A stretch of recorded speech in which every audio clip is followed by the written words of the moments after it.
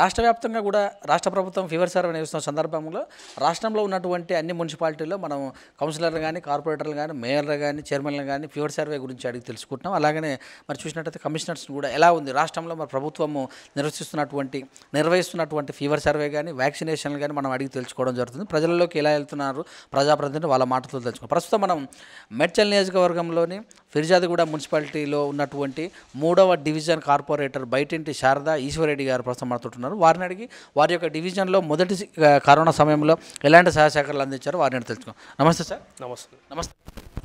So మొత్తం మీద కార్పొరేటర్గా గెలిచి ఈశ్వరెడ్డి గారు సో 18 నెలలు అవుతుంది కార్పొరేటర్ గెలిచిన కాడి నుంచి కూడా కరోనా సమయం ఉంది కనుక మొదటి కరోనా సమయంలో మీరు ఎలాంటి సహకారాలు అందించారు? మేము గెలిచినప్పుడు మొట్టమొదటిగా కేసీఆర్ గారు మాకు ఒక పరీక్షలాగా పట్టణ ప్రగతి ప్రోగ్రాం ఏర్పాటు చేశారు. నెల రోజులు. ఆ నెల రోజులు పట్టణ ప్రగతి ప్రోగ్రాంలో చాలా ఉత్సాహంగా ఏమేమి సమస్యలు ఉన్నాయి, ఏమేమి కాలనీకి అభివృద్ధి పనులు అవసరం ఉన్నాయి అనేది అక్కడ నెల రోజులు మొత్తం తిరిగి వార్డు డివిజన్ మొత్తం తిరిగి అన్నీ తెలుసుకొని నోటెడ్ చేసుకోవడం జరిగింది. ఆ నెల రోజులు దాటినాక ఇక మేము పరిపాలన స్టార్ట్ చేద్దాం అనగానే అనుకోకుండా ఈ విపత్తు ప్రపంచవ్యాప్తంగా, సరే మన దేశంలో మన రాష్ట్రంలో అని కాకుండా ప్రపంచవ్యాప్తంగా ఈ కరోనా విపత్తు అనేది రావడం జరిగింది. ఈ యొక్క విపత్తు వచ్చిన సమయంలో లాక్డౌన్ ఏర్పాటు చేయడం ఇలా జరగడం మాకు కొద్దిగా ఇబ్బందికరంగా జరిగింది. కొద్దిగా డెవలప్మెంట్కు కొంచెం ఆటంకం ఏర్పడ్డది. మొదటి వేలో కరోనా వచ్చినప్పుడు చాలా అంటే పబ్లిసిటీ పరంగా కానీ ఇంకో పరంగా కానీ కొద్దిగా చాలా ఎక్కువ ఇబ్బందులు ఉండే వచ్చినప్పుడు అయినా కూడా వాళ్ళు అంటే గవర్నమెంటే తీసుకోవడం హాస్పిటల్కు, అలాగే ఇక్కడ హోమ్ ఐసోలేషన్ అంటే సివియర్ ప్రాబ్లం లేని వాళ్ళకు హోమ్ ఐసోలేషన్లో ఏర్పాటు చేయడం, అక్కడనే మేము కూడా ఉండి చూసుకోవడం అంత బాధ్యతగా చుట్టుముట్టు ఎవరు రాకుండా వాళ్ళకు 15 days వరకు ఇప్పుడు కరోనా ఈ టైము 15 days వరకు వాళ్ళకు ఏ విధంగా అవసరం ఉన్నా కూడా సరుకు సామాన్లు అన్నీ మేమే దగ్గరుండి అందించడం, టైం టు టైం బ్లీచింగ్ చల్లించడం, హైడ్రోక్లోరైడ్ ప్రతి కాలనీకి కొట్టించడం. అలా మళ్ళీ కాలనీ వాసులకు నిరుపేదలకు కొంతమంది ఉంటే కూడా కాలనీ వాళ్ళ సహకారంతో టైం టు టైము అప్పుడు కరోనా వల్ల పనులు లేకుండే మొత్తం లాక్డౌన్ విధించడం వల్ల వాళ్ళకు ఎప్పుడప్పుడు సహాయ సహకారాలు అందిస్తూ కాలనీ వాళ్ళ సహాయంతో ఎప్పుడప్పుడు వాళ్ళకు కావాల్సిన సరుకులన్నీ అందించడం జరిగింది. మరి కరోనా సమయంలో 45 daysలో మీరు అలాంటి సహకారాలు చేశారు కదా, కేసులు ఏమన్నా ఎలా ఉండదు, భయపడేదా జనాలు, ఏమన్నా వాళ్ళకి ఎలాంటి అవేర్నెస్ తీసుకొచ్చేవాళ్ళు? ఫస్ట్ దాంట్లో ఇక సరే లాక్డౌన్ విధించినప్పుడు అందరూ చాలా బాధ్యతగా ఎక్కడెక్కడ ఇంటికే పరిమితం కావడం జరిగింది. వాస్తవానికి ఆ టైంలో భయం కూడా ఎక్కువనే ఉండే అందరి జనాలలో. ఆ ఫస్ట్ వేలో ఎక్కువ మన దగ్గర ఏమీ నమోదు కాలేదు కేసులు, 1-6 తప్పిస్తే అలాంటి పెద్ద ఇబ్బంది ఏం లేకుండే ఫస్ట్ వేలో. సెకండ్ వే ఎలా ఉంది? సెకండ్ వేలో మరి ఫీవర్ సర్వే కూడా చేస్తారు కదా, ఎలా అనిపిస్తుంది?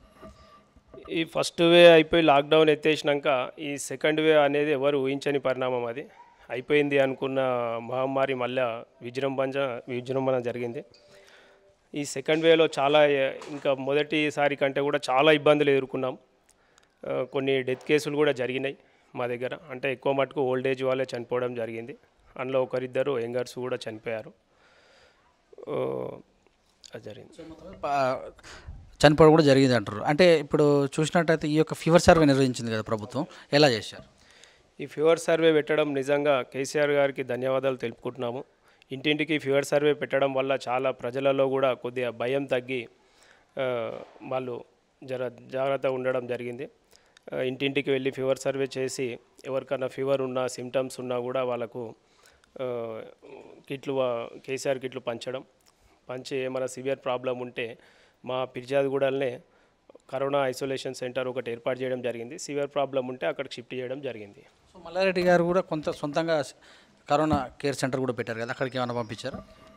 అంటే మా ఐసోలేషన్ సెంటర్ నుండి అక్కడ సరిపోని సమక్షంలో మల్లారెడ్డి సార్ గారు కూడా చెప్పారు, ఇట్లా మా కాలేజీలో కూడా ఇట్లా ఏర్పాటు చేసినాం మెడికల్ కాలేజ్లో, అక్కడ పంపించమని. కొన్ని సివియర్ ప్రాబ్లం ఉన్నాయి కూడా అక్కడికి కూడా పంపించడం జరిగింది ఐసోలేషన్ సెంటర్ నుండి. సో వ్యాక్సినేషన్ ఎలా ఉంది మరి? అందరికీ స్పైడర్గా ఎవరైతే పనిచేస్తారో కూరగాయలు కానీ బండ్లు కానీ పండ్లు కానీ అలాగే చూస్తే బార్బర్స్ ఇలాంటి వాళ్ళకు మొదట తీసుకోవాల్సిన సందర్భంలో మీరు ఎలా చేయించారు?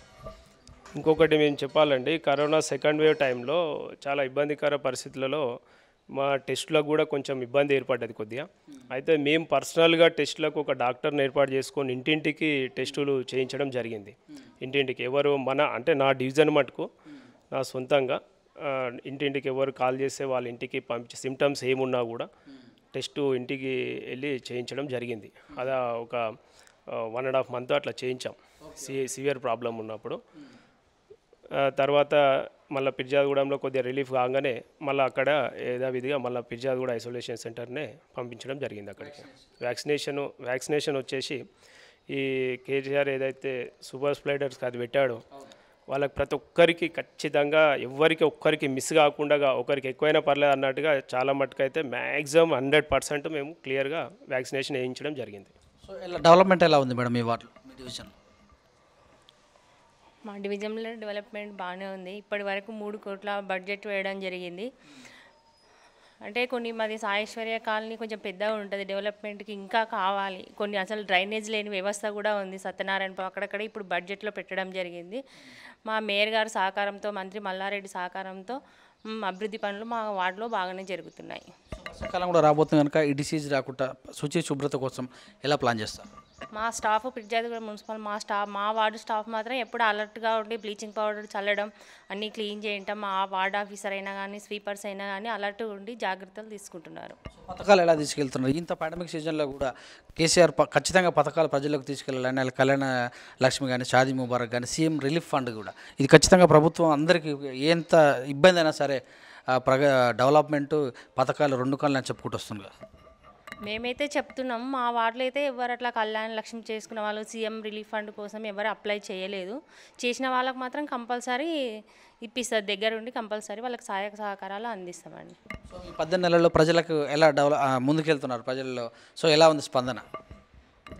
మా వరకైతే మేము మంచిగానే చేస్తున్నాం. ప్రజలు అంటే అందరినీ సాటిస్ఫై చేయలేం కదా సార్. అట్లా కొన్ని కాలనీలు మ్యాక్సిమం ఇప్పుడు పెద్ద కాలనీలు అంటే సత్యనారాయణపురం, సాయేశ్వర్య ఇవి ఇంకా చాలా డెవలప్ కావాలి. ఇంకా 5 years ఉన్నా కానీ ఇవి కావు, ఇంకా టైం పడుతుంది. మిగతా కాలనీలు అయితే కొంచెం 50% డెవలప్ చేసినాము, ఇంకా కావాలి. రైనీ సీజన్లో అదే ఫీవర్ రాకుండా చిన్నపిల్లల కరోనా కూడా వచ్చే సందర్భంలో తల్లిదండ్రులకు ఏం చెప్తారు? అంటే జాగ్రత్తలు తీసుకోమని చెప్తున్నాం, బయటికి వదలకుండా పిల్లలను. ఇప్పుడు స్కూళ్ళు ఓపెన్ అంటున్నారు, మళ్ళీ వాళ్ళకి వ్యాక్సినేషన్ వేస్తేనే పిల్లల్ని పంపిస్తామని తల్లిదండ్రులు రిక్వెస్ట్. ఇంకా పిల్లల్ని ఎవరింట్లో వాళ్ళు హోమ్ ఐసోలేషన్లో ఉంటున్నారు, మ్యాక్సిమం బయటికి వెళ్ళడం లేదు. ఇప్పుడు కూడా లాక్డౌన్ ఎత్తేయడం వల్ల కూడా జాగ్రత్తలు తీసుకుంటున్నారు. ఈశ్వరరెడ్డి గారు ఎలా కోఆపరేషన్ చేస్తున్నారు? మీకు చెప్పకుండా నిర్ణయాలు తీసుకుంటారా? ఏం లేదండి, ఇద్దరం కలిసే తీసుకుంటాం. ఫస్ట్ ఆయనే ఉన్నాడు 20 years నుంచి అట్లా. మహిళలకు మీరు ఎలాంటి సేవలు చేసే అవకాశం ఉంటుంది? ఇంకా చెప్తున్నా, ముందుకు రమ్మని మహిళా అధ్యక్షురాలను ఎన్నుకోవడం జరిగింది మా వార్డులో. ఇంకా ఏమన్నా ఉన్నా కానీ మహిళలకు కంపల్సరీ నేను పర్సనల్ కూడా ఒకసారి ఏమన్నా అవకాశం ఉంటే కంపల్సరీ ఫోన్ చేసి మాట్లాడడం జరుగుతుంది, మీరు వెళ్ళండి, ఇవన్నీ కూడా నేను ఫోన్ చేసి కూడా మాట్లాడతానండి. ఈశ్వరరెడ్డి గారు, ఇప్పుడు ఏమైనా నిఘా నేత్రంలో కెమెరాలు ఏమైనా మీ యొక్క డివిజన్లో ఏమైనా ప్లాన్ చేసే అవకాశం ఉందో, అలాంటి దాని మీద ఏమైనా దృష్టి పెడతారు? ఇప్పుడు మేము ఎలక్షన్లు కంటే ముందు ఇదే మన పోలీసు కమిషనరేట్కు అంటే డివిజన్ అని కాకుండా ఈ పర్వతాపూర్ టీఆర్ఎస్ అధ్యక్షుని ఉంటే అప్పుడు ఒక 5 lakhs ఈ కెమెరాల గురించి ఇవ్వడం జరిగింది పర్సనల్గా. మళ్ళీ తర్వాత నేను ఎలక్షన్లో గెలిచినాక కూడా కొన్ని కాలనీలకు ఇంకొక 2 lakhs పెట్టి మళ్ళీ ఏర్పాటు చేయడం కూడా జరిగింది. ఇప్పుడు ఇంకా మిగతా ఏమైనా ఉంటే కూడా మా మున్సిపల్ కార్పొరేషన్లో మేము తీర్మానం చేశాం 1,50,00,000 కెమెరాలు ఏర్పాటు, ఇంకా మిగతా చోట్ల ఎక్కడెక్కడ లేవో అవన్నీ ఏర్పాటు చేయాలని చెప్పేసి రాబోయే ఇప్పుడు ముందు కూడా మొత్తం అన్నిటికీ ఏర్పాటు చేయడం జరుగుతుంది. మొత్తం మీద చూస్తే ప్రణాళికబద్ధంగా 18 నెలలు ఎలా జరిగింది, ఎలా అనిపించింది ఈ 18 నెలల యొక్క పీరియడ్? ఈ 18 నెలల పీరియడ్లో సరే కొన్ని చెప్పుకోవడానికి కూడా ఉన్నాయి. ఇక ఈ కరోనా అనేది ముఖ్యంగా చాలా ఇబ్బందికి గురి చేసింది. తర్వాత కరోనా కాకుండా కూడా ఈ ఫ్లడ్స్ అనేది రావడం కూడా చాలా ఇబ్బందిగా అయింది. చేసిన కొద్దిగా డెవలప్మెంట్ అయినా కూడా డ్యామేజ్ కావడం, మళ్ళీ రీచ్ చేయడం ఇలాంటివన్నీ జరిగాయి. సరే అయినా కూడా ఇవన్నిటిని తట్టుకుంటూ డెవలప్మెంట్ అనేది ఎక్కడ కుంటుపడకుండా మ్యాక్సిమము ఎట్టి పరిస్థితుల్లో ప్రజలకు ఎలాంటి ఇబ్బంది లేకుండా చూసుకుంటున్నాము 99%. సరే ఒక అనేది ఉంటుంది ఎక్కడో ఒక దగ్గర, అయినా వాటిని కూడా మేము వేరే చేసుకుంటూ ముంగడిపోవడం జరుగుతుంది. సో చెప్పండి మేడం, హరితార కార్యక్రమం ఎలా తీసుకెళ్తున్నారు ప్రజలకు? చేస్తున్నాం అంటే ఇంటింటికి మొక్కలు కూడా పంచడం జరిగింది పోయినసారి. మళ్ళీ నెక్స్ట్ మంత్లో ఫస్ట్ వీక్లో పంచడం జరుగుతుంది. చెట్లను పెంచమని మేము కూడా మార్పు వాళ్ళకి ఎంకరేజ్ చేయడము, మేము వాళ్ళకి లేకపోయినా ఈ నర్సరీలో ఉంటే తీసుకొచ్చుకొని పెట్టుకోమని కూడా చెప్తున్నామండి. అట్లాగే ఇప్పుడు ఎక్కువగా కూడా కాన్సన్ట్రేషన్ ప్రభుత్వము స్వచ్ఛ సర్వేక్షణ్ అంటే పరిశుభ్రత గురించి కాలనీ పెద్దగా ఉంది అంటున్నారు కనుక మరి ఎలా తడి చెత్త పొడి చెత్త కానీ రోడ్ల మీద పడేసేటటువంటి కానీ ఏదైనా మార్కెట్ జరిగితే చెత్త చెదారం కానీ ఎలా అప్రమత్తం చేస్తారు మీరు యంత్రాంగాన్ని? అంటే మేము వార్డ్ ఆఫీసర్ని అలర్ట్ చేస్తామండి. చెత్త వాళ్ళని కూడా ఆల్టర్నేట్ డేస్ వచ్చేటట్లు కంపల్సరీ చూస్తాము. ఒక రోజు రాకపోయినా వాళ్ళు కాలనీ వాళ్ళే మాకు ఫోన్ చేస్తారు డైరెక్ట్. ఇంతకుముందు వేరే ఉండే, ఇప్పుడు డైరెక్ట్ మా దగ్గరికే ఫోన్ చేస్తారు. ఫోన్ చేసిన వెంటనే మేము వార్డ్ ఆఫీసర్ చెప్తే ఆయన వెంటనే పంపిస్తాడు. తడి చెత్త పొడి చెత్త అంటే ఇంకా మార్పు అనేది, అవేర్నెస్ అనేది రాలేదు ప్రజల్లో చేయడం. అది ఒకరోజు పిల్లలు అని వాళ్ళు చెప్పినా కానీ వినరు. నిన్న ఇట్లా ఫైన్ వేస్తామంటే కూడా లేదు, కొంచెం ముందు అవేర్నెస్ తీసుకొచ్చి వాళ్ళని కంపల్సరీ తడి చెత్త పొడి చెత్త వేరు చేసే విధంగా చేస్తాం. ముఖ్యంగా డివిజన్ ప్రజలకు నేను వేళలా ఎనీ టైం అవైలబుల్లో ఉన్నాము. వాళ్ళు ఎప్పుడు కాల్ చేసినా, ఏ సమస్య మీద నాకు కాల్ చేసినా లేకుంటే చెప్పినా ఎమ్మడే స్పందించడం జరిగింది కూడా. మ్యాక్సిమం 100% వాళ్ళ కోరిక మేరకు ఉన్న డెవలప్మెంట్స్ వరకు వాళ్ళు మమ్మల్ని హక్కున చేర్చుకున్నందుకు వారన్నీ తీర్చే బాధ్యత నా పైన ఉంది. ఖచ్చితంగా ఈ టైం జరిగిపోయింది, కరోనా టైం కొన్ని. ఇంకా రాబోయే కాలంలో కూడా మ్యాక్సిమము వాళ్ళకు అందుబాటులో ఇంకా ఎక్కువగా కృషి చేస్తూ ఈ డెవలప్మెంట్కు సహకారం అందిస్తాను. అలాగే మా మేయర్ గారు కూడా ఈ విషయంగా ఇంకా ఖచ్చితంగా ఇది ఒకటి చెప్పాలి మీకు. మేయర్ గారు ఈ యొక్క ఐసోలేషన్ సెంటర్ అనేది ఏర్పాటు చేయడం నిజంగా చాలా గ్రేట్. ఇది ఒక ఆయన ఆలోచన నుండి ముంగడు తీసుకొని మంత్రి గారి సహకారంతో, కలెక్టర్ గారి సహకారంతో, కేటీఆర్ గారి సహకారంతో ముంగడు తీసుకొచ్చి అది ఒకటి ఏర్పాటు చేసి చాలా మంచి పని చేశారు.